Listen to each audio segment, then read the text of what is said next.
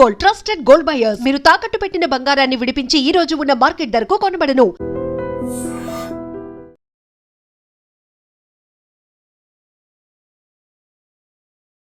Hi నమస్తే, welcome to iDream media. నేను మీ రొద్దం శ్రీనివాస్. ఇప్పుడు అమెరికాలో వీసాలు దానికి సంబంధించిన అప్డేట్స్ చాలా చేంజెస్ వస్తున్నాయి. ఎప్పుడు ఎలాంటి చేంజ్ వస్తున్నాయి అనేది ఈ వారం ఒకటి ఉంటుంది, ముందు వారం ఒకటి ఉంటుంది, తర్వాత ఒకటి ఉంటుంది.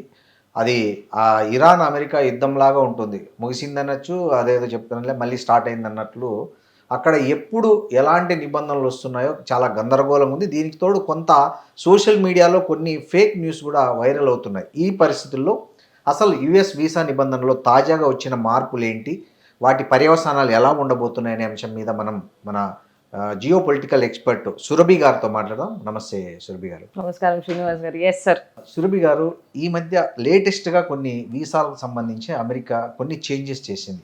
ముఖ్యంగా ఈ శాశ్వత బాండ్ రూల్ అని, F1కి సంబంధించి, తర్వాత ఇట్లాంటి కొన్ని రూల్స్ చేంజెస్ వచ్చాయి కదా. అసలు ఈ దేనికి సంబంధించి చేంజెస్ వచ్చాయి? First of all B1 B2 వీసాస్లో ఫస్ట్లీ శ్రీనివాస్ గారు, to begin with B1 B2 వీసాస్లో they are asking for a $20,000 security bond. $20,000 security bond, which is refundable once a citizen leaves the country. Yes. It is not a bank balance. Yes. It is a security bond that you're supposed to pay. The good thing is India is not on that list. 50 countries lo. India is not on that list. Zambia, Zimbabwe, Angola, Nigeria, ilanti countries unnai, but India is not on that list. So we need not really worry about that. Okay. Kani it is shown before the Trump administration and it is shown now also that border security increase aitadi. Yes. B1 B2 వాళ్ళకి ముందున్నంత freedom లేదు. అన్ని documents చూపిమంటారు, return tickets is mandatory. ముందు ఏం చేసేవాళ్ళంటే consultancies fake return ticket పంపించేవాళ్ళు. ఈ మధ్య ఆ రిటర్న్ టికెట్స్ ని వెరిఫై చేస్తున్నారు బార్డర్ పెట్రోల్ ఏజెంట్స్. ముందు వచ్చేసి 30 days ఉన్నింది limited period. Now they have changed it to 60 days. So that is also another change that's come.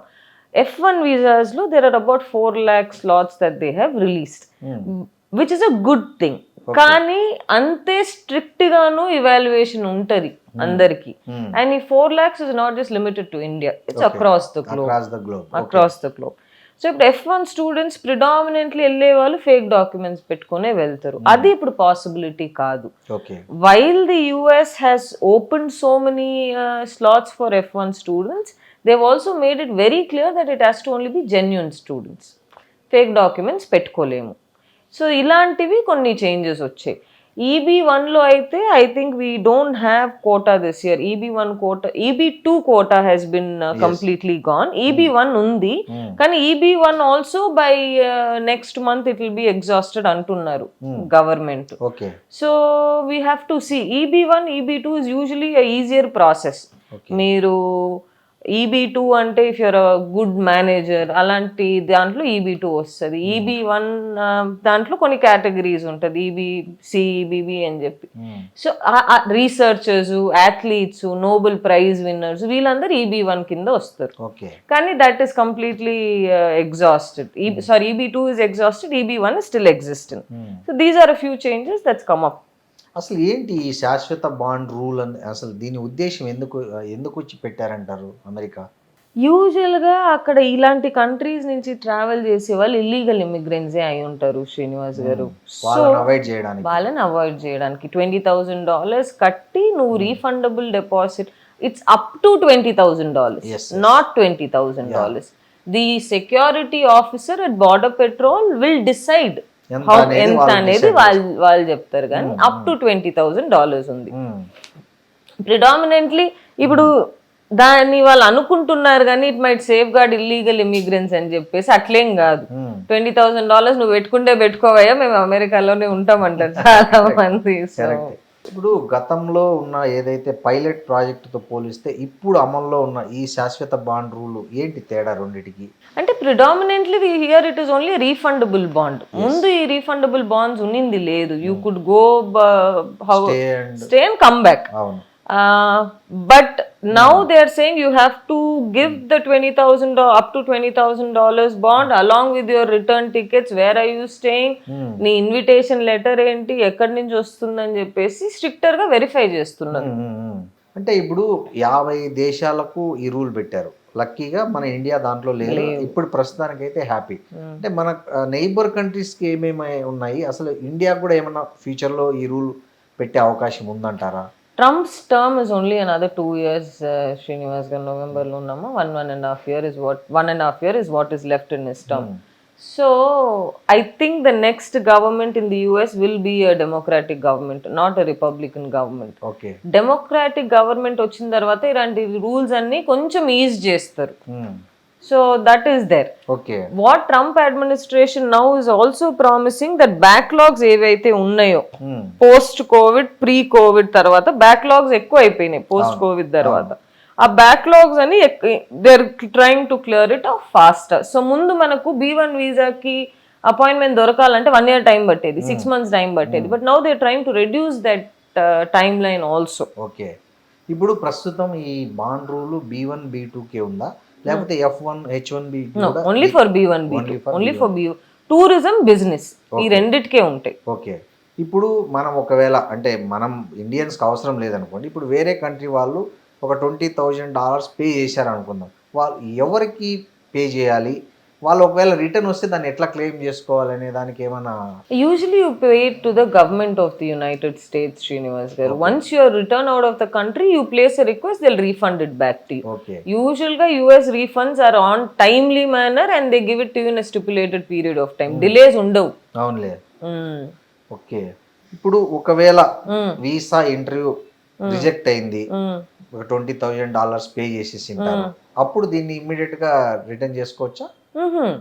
Visa వచ్చిన తర్వాత మనం బార్డర్ కి వెళ్తాం చూసారా, you land in New York, you land in Texas, wear ever you land in California. అక్కడ వెళ్ళాక the security officer will analyse your profile and he will tell you how much you have to pay. At that point in time you have to pay to the గవర్నమెంటే గానీ ముందు pay చేయాల్సిన ఇది లేదు. ఈ మధ్య ఒకటి సోషల్ మీడియాలో బాగా వైరల్ అయింది, అక్కడ అమెరికాలో కంటిన్యూగా 7 years ఉంటే 8th year ఆటోమేటిక్ గా గ్రీన్ కార్డ్ వస్తుంది. That is fake news. Fake news కదా, కంప్లీట్ గా fake. 100% fake news. Green cards wait line today is 14 years. అవును. 8 years ఎట్లా ఇస్తారు? అదే కదా, ఇంపాసిబుల్. అవును, ఇంపాసిబుల్. అవును. తర్వాత ఒక్క చేంజ్ ఏమొచ్చిందంటే ట్రంప్ పుట్టిన bill that said, request rather that said that parents H1 H4 లో ఉన్నారు అనుకోండి, పిల్లలు పుడితే యుఎస్ సిటిజన్స్ అవ్వకూడదని చెప్పి ఒక బిల్ పాస్ చేయడానికి ట్రై చేశారు. But that didn't go through. US birth right citizenship still exist because it's constitutionally protected. వాళ్ళ కాన్స్టిట్యూషన్ అది చెప్తుంది కాబట్టి ఈ లా తీసుకురావాలంటే ఈ has to change the constitution, which is not possible. So that is not up held, but the rest is the same. చాలా మంది visa కోల్పోవడానికి కారణము మేము తిరిగి మళ్ళీ మా దేశానికి వచ్చేస్తాము, అమెరికాలో ఓవర్ స్టే చేయమనే నమ్మకాన్ని అక్కడ ఆఫీసర్కు కలిగించలేకపో చాలా మంది వీసా ఇంటర్వ్యూలో రిజెక్ట్ చేస్తుంటారు. సో వీసా ఇంటర్వ్యూలో రిజెక్ట్ చేయకూడదు, వాళ్ళకు మేము ఖచ్చితంగా రిటర్న్ వస్తామనే నమ్మకాన్ని కలిగించడానికి ఏమైనా టిప్స్ చెప్తారా మీరు? Firstly you have to be confident when you speak, Srinivas garu. చేతులు వణుకుతాయి పిల్లలకి పాపం. అది ఒకటి నోటీస్ చేశాను నేను ఆ వీసా లైన్స్ లో. పిల్లలకే కానీ H1 వాళ్ళకే కానీ H4 వాళ్ళకే కానీ కొంచెం కాన్ఫిడెంట్ గా మాట్లాడాల్సి వస్తుంది. రెండోది ఏంటి, you have to show strong ties back to your country. అంటే ఏంది, నాకు పెళ్ళి అయిందనో, I have a wife back in India, so I will have to come back. I have so many properties back in India, so I will have to come back. I hold a job back. Job అనేది places a very important role. నాకు job ఉంది ఇండియాలో అని మీరు prove చేసుకోగలిగితే that places a very big role in the visa officer approving your visa. కొందరు ఏం చేస్తారంటే వీసా ఈ రోజు రిజెక్ట్ అయింది అనుకోండి, నెక్స్ట్ డే మళ్ళీ అప్లై చేస్తారు ఓ 10 days తర్వాత, that will get rejected. There is no way that will go through. నువ్వు మంత్లీ 3 times చేసుకో, they will not approve your visa at all. 1 year అయినా వెయిట్ పీరియడ్ టైం ఉండాలి ఒక రిజెక్షన్ కి మళ్ళీ అప్లై చేయడానికి. మూడోది ఏంది, ఇన్విటేషన్ లెటర్ అని ఒకటి ఉంటది. ఏంది అక్కడ నుంచి మిమ్మల్ని ఎవరు ఇన్వైట్ చేస్తున్నారు ఆ ఇన్విటేషన్ లెటర్ కొంచెం స్ట్రాంగ్ చూపించాలి. H1 వాళ్ళది చూపించారు అనుకోండి, it will become not so valid. అదే ఓ సిటిజన్ నుంచో, గ్రీన్ కార్డ్ హోల్డర్ నుంచో, కంపెనీ నుంచో ఇన్విటేషన్ వచ్చింది అనుకోండి మీకు, it becomes easier for the visa officer to ఇది. అది కాకుండా they will also see your travel history in the past. ఎక్కడెక్కడ వెళ్ళారు, ఎక్కడైనా ఓవర్ స్టే చేశారా, ఓవర్ స్టే చేయలేదా, how is the travel history, internationally cases ఏమైనా ఉన్నాయా, ఇవన్నీ చూస్తారు.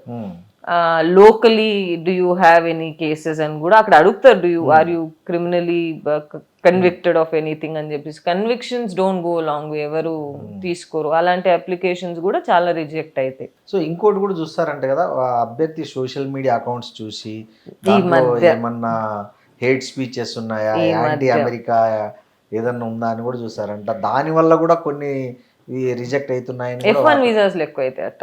అవునా? F1 వీసాస్లో, H1 వీసాస్లో ఎక్కువ అవుతాయి. సోషల్ మీడియా స్క్రీనింగ్ అనేది ముందుండే కొంచెం చేసేవాళ్ళు, కానీ ఇప్పుడు they made it a mandatory process. Although it is not officially declared, but they are doing that. ఈ మధ్య ఏమైతుందంటే శ్రీనివాస్ గారు, there are only two things that come out from the US is genuine. One is from the State Department and other is from the US government. ఇవి రెండు కాక ఎన్నెన్నో consultancies పుట్టుకొచ్చినాయి, right? So they spread a lot of fake news. What the citizens of this country has to realize is, one, they have to either get it from DHS, Department of Homeland Security, or they have to get it from the State Department. ఈ రెండు announcements is what matter to us. ఇవి కాకుండా ఎక్కడి నుంచి వచ్చినా is a fake news.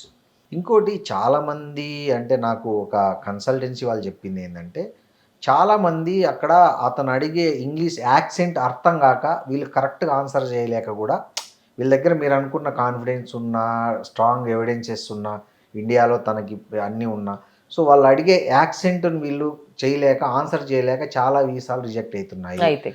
Better to అంటే ట్రాన్స్లేటర్ని పెట్టుకుంటే సగం వీసాలు రిజెక్ట్ కాకుండా ఆగిపోతాయి అనేది కూడా కొంతమంది చెప్తున్నారు. ట్రాన్స్లేటర్స్ ని పెట్టుకుంటే ఇట్స్ అన్ ఇబ్బంది శ్రీనివాస్ గారు. వీసాస్ రిజెక్ట్ అయితే ట్రాన్స్లేటర్స్ పెట్టుకుంటే, especially if you're applying for H1 or F1 visa, dependent గా మీరు B1 అక్కడ మీరు పెట్టుకోవచ్చు. అది కూడా మీకు టూరిజం పర్పస్ కి వెళ్తున్నా, మా కూతురికి పాప పుట్టింది, అబ్బాయి పుట్టి, అలాంటి దాంట్లో మనము ట్రాన్స్లేటర్స్ పెట్టుకోవచ్చే గానీ, if we keep translators in an H1 or an F1 visa, it's direct reject. అంతే. అంటే వీనికి లాంగ్వేజ్ రాదు, అక్కడ ఇంకేం చేస్తారు అనుకుంటారు కదా. ఓన్లీ బిజినెస్ టూరిస్ట్ వీసాలకి ఇది వర్క్. బిజినెస్ కూడా కాదు, బిజినెస్ టూరిస్ట్ వీసాస్ కి, అది కూడా పెద్ద వాళ్ళకి. ఓకే, పెద్ద వాళ్ళకి బిజినెస్ చేయడానికి వెళ్తున్నాం అనుకోండి ఇప్పుడు. ఓకే, సో దేర్ ఇస్ ఇది where Chinese can speak lot of English. So businessmen అంటే పెద్ద పెద్ద టైకూన్స్ ఉన్నారు, వాళ్ళు మాట్లాడలేకపోతున్నారు ఇంగ్లీష్ అంటే, అప్పుడు ట్రాన్స్లేటర్ పెట్టుకోవచ్చు. ఊరికే మనం ఏదో అక్కడ కంపెనీ పిలిచింది మేము పోతున్నాం అంటే, అలాంటి దాంట్లో యూ కెనాట్ కీప్. అనేది యుఎస్ ఎంబసీలో ఉండే ట్రాన్స్లేటర్ సర్వీసెస్ వాడుకుంటే, అదే అంటున్నా, ట్రాన్స్లేటర్ సర్వీసెస్ వచ్చేసి H1 F1 వీళ్ళని వాడుకోలేరు, వేస్ట్, రిజెక్ట్ అయిపోయింది వీసా. B1 B2 లో కూడా బిజినెస్ అనే దాంట్లో వస్తే ఏదో కొంచెం ఇంగ్లీష్ రావాలి కదా నీకు, లేకపోతే ఏం బిజినెస్ చేస్తావు అని అడగరా. పెద్దవాళ్ళు వెళ్ళినప్పుడు వాళ్ళకి ఇంగ్లీష్ రాదు కదా, అలాంటి వాళ్ళు ట్రాన్స్లేటర్, చదువు రాని వాళ్ళు ట్రాన్స్లేటర్, ఓల్డ్ ఏజ్ వాళ్ళ విషయంలో కన్సిడర్ చేస్తారు. Otherwise it is a waste of energy. Okay, అక్కడ నువ్వు ఇంటర్వ్యూకి వెళ్ళిన వెంటనే దే ఇంటిమిడేటివ్ శ్రీనివాస్ గారు, మొహం ఇట్ట పెట్టుకొని చాలా సీరియస్ గా ఉంటారు. అవన్నీ పట్టించుకోకూడదు మనం. వాళ్ళ మొహమే అట్ట అని చెప్పేసి వాళ్ళు ఏది అడిగినా మనం నవ్వుకొని చెప్పాలి. సో ఎందుకు చాలా మంది పాపం వాళ్ళు ఎట్లా మొహం పెట్టుకున్నా గుడ్ మార్నింగ్ సార్ అని వీళ్ళే పాపం పిల్లలు దే బి వెరీ హంబుల్, మనం మంచిగా ఉంటే వీసా అప్రూవ్ చేస్తుందేమో, లోపల తిట్టుకుంటారు కదా. అట్టే పేరెంట్స్ కంటే ఎక్కువ రెస్పెక్ట్ ఇస్తారు. Yes ma'am, good morning ma'am, వాళ్ళు చెప్పకపోయినా అదే కదా. పాపం అట్లా చేసినా కూడా చాలా రిజెక్ట్ అవుతుంది. ఎందుకు ఈ మధ్య బాగా అంటే వీసాలు రిజెక్ట్ అయ్యే పర్సెంటేజ్ బాగా పెరిగినాయి, ఎందుకంటారు అసలు? ముందు కంటే దే హ్యావ్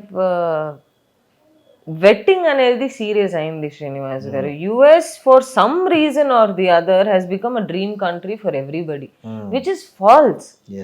ఆ అమెరికన్ డ్రీమ్ అనేది ఉండింది ఒక ఒకప్పుడు, టైం, once ఒకప్పుడు upon a time. Once upon a time. It is just like any other country now. Hmm. Why is US sustaining as US today? Simply because their dollars are traded. Hmm. Otherwise, where will US be? Nothing. Nothing. Without dollar, without no America. There is no US at all. And America is built on immigrants. Yes. They're failing to see this one thing. Why is America a great country, a dream country? Because it is built on immigrants. Yes. అందరూ పోయి కలిసి కట్టుగా చేసిన country కదా America. Kichidi. కిచడీనే కదా. So ఇప్పుడు వాళ్ళేమంటారు, అట్ట మాకొద్దు, ఇప్పుడు we come to a good situation, we don't need anything అనే స్టేజ్ లో ఉన్నారు. కానీ మీరు నోటీస్ చేయండి, US has a huge land bank. Yes. People are very less, Less. Right? So వాళ్ళు పెంచొచ్చు. It's just the way they want to do it. అంటే ఒకటి లేదు, ఇవ్వం అంటే దాని మీద ఆశ ఎక్కువ పెరిగిద్ది కదా. అదొక స్ట్రాటజీ. యుఎస్ వాళ్ళకి మార్కెటింగ్ స్ట్రాటజీ. మేము గొప్పోలం, మేము చెప్పు. It's like that. Thank you thank you Srinivas garu. Thank you so much.